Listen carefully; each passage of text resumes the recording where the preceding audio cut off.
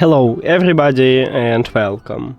In this video I'm going to show you how to check for software updates for your earbuds HUAWEI FreeBuds Pro 4.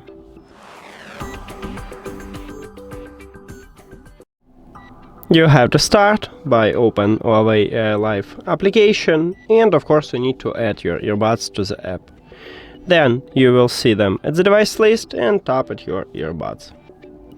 Scroll down, and at the bottom, at the left bottom, we have update, so tap this. And then check for updates, but you can click check for updates again if you want to. And we have the latest software version. If you haven't, you will see a button download and install, so just tap at this button.